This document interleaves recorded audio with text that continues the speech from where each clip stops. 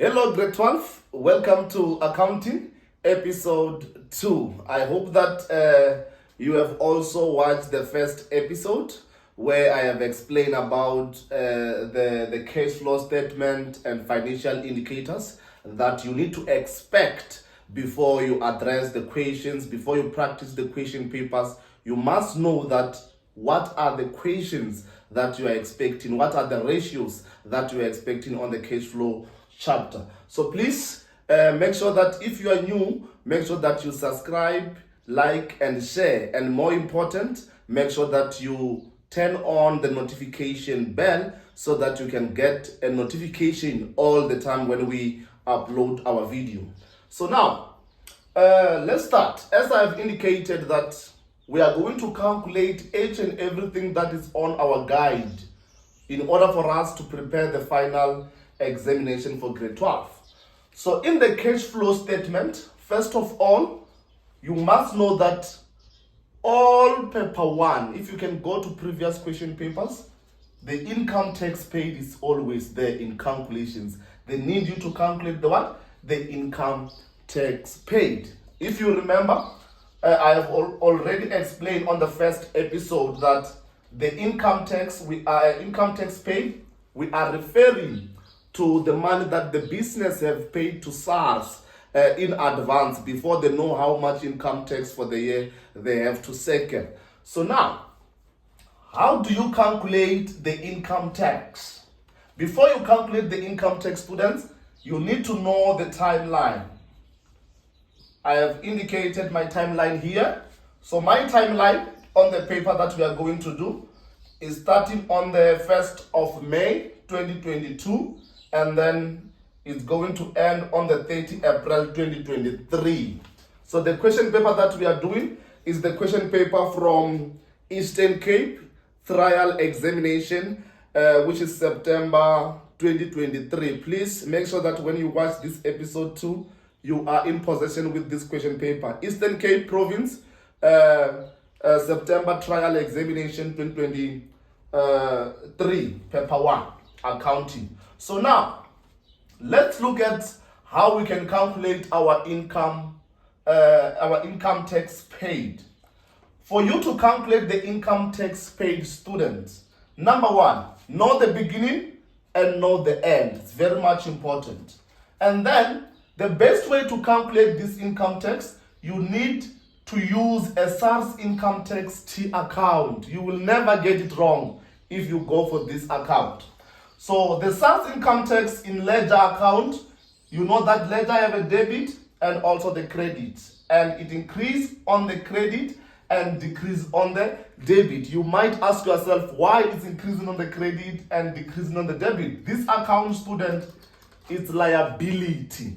So you know the rule of the liability that they increase on the credit and decrease on the debit side. So after that, you know that each and every ledger of the element must have an opening balance. When it comes to assets, equity, and liability, they must have an opening balance.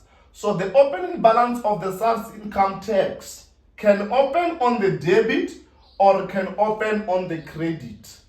So meaning that when you go to a question paper, I'm going to tell you how can you see whether it's opening on the credit or it's opening on the debit. So we are looking for the opening now. So look at here. We have what we call current assets. And we also have what we call current liabilities. So now, in order for you to see where the SARS income tax is opening, whether on the debit or credit, they can use 2 methods. First one, they can put that SARS income tax in current assets or in current liabilities. So if you see the SARS income tax at the beginning on the current assets, meaning that it's opening on the debit side, which is the minus of this account, right? But if the SARS income tax at the beginning is at current liabilities, just know that it's opening on the plus side, which is the credit side. That is the first method that they use.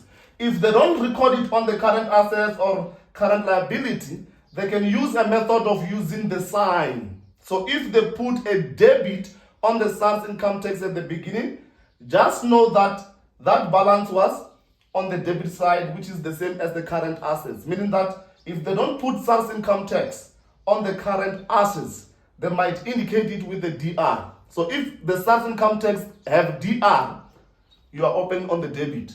If the SARS income tax have a CR, you are opening on the credit. If they are not using these two side, they will use this element, current assets and current liabilities. So current assets is the same when it's open on the debit or it have a debit, and then on the current liabilities is the same as on the credit side. So let's go to the question paper and look for SARS income tax at the beginning. So our SARS income tax, they are using the issue of the they are using the issue of the DR and CR, and the one at the beginning it have the CR, meaning that we are opening on the credit side. That's why you see a balance brought down, and then I wrote that balance from the question paper, 36,600. I'm sure on that point you're understanding. And then after that, you need to know this account on the credit side, you must have income tax always. And then you are looking for the one which is bank, the provision payment that was made by the business to SARS. So now, after you have income tax, the bank, you must also check the balance at the end. Meaning that here is going to be on 30 April 2023. So now, when we check the balance at the end, it has the sign of DR. That's why you see myself after closing the T account, my balance at the beginning is on the what? On the debit side. Then after, if the balance is on the debit side, it means that it was carried down on the credit side. I'm sure you are following here. So we are looking at the balance at the end. And we need to apply this. Where is the balance at the end of SARS income tax? So our SARS income tax on this question paper, it have a sign of DR, meaning that it closed on the debit. That's why I put the balance brought down after closing the T account. It's here. And then I have to take it back to what? To the credit side. Because a balance brought down is produced by what? Balance carried down. So after that, our amount is 21,270. And then I take it back to the credit side to be balance what? Carried down 21,270. And then we need to determine our income tax.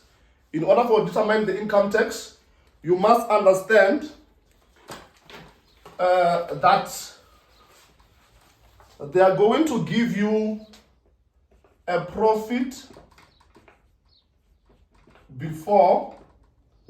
You also have profit after. You also have income tax that you are looking for. Excuse.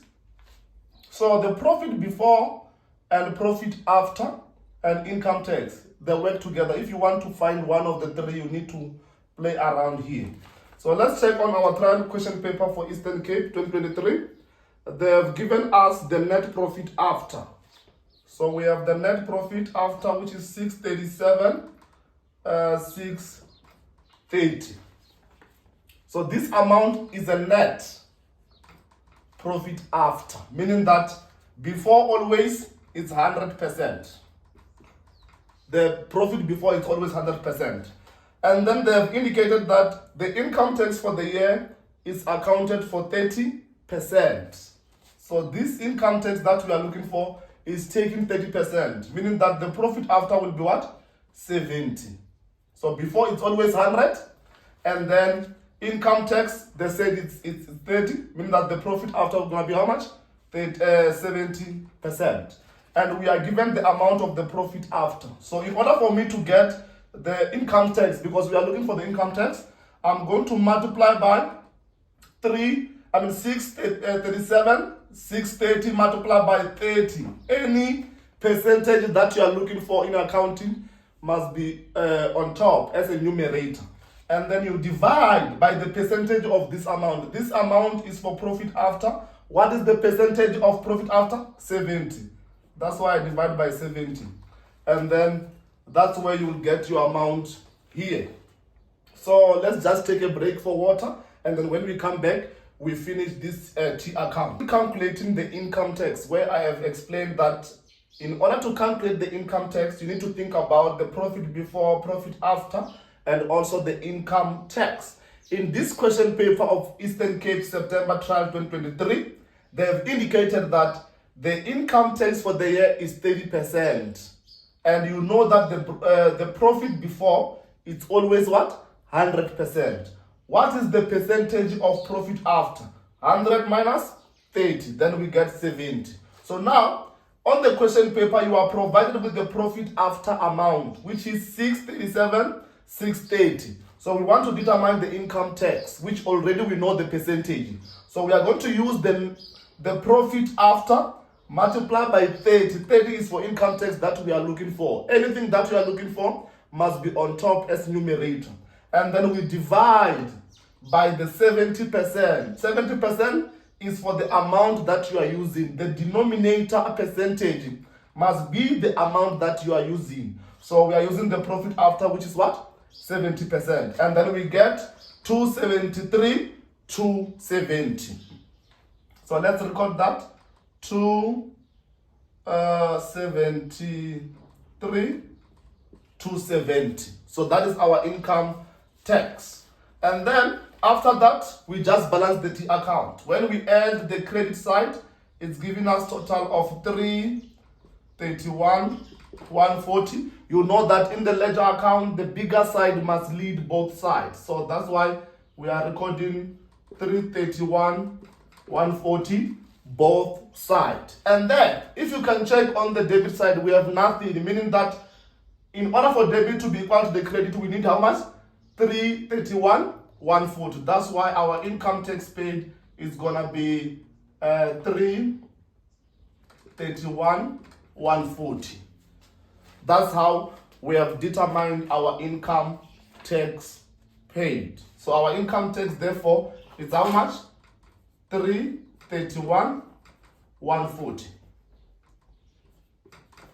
That is our income tax paid. Remember, we have used the SARS income tax to calculate this income tax. This is part of the first activity of the cash flow, where they require you to calculate the income tax paid. So I have explained everything. And if you have any question, you can contact us on the number or on the email on the screen there.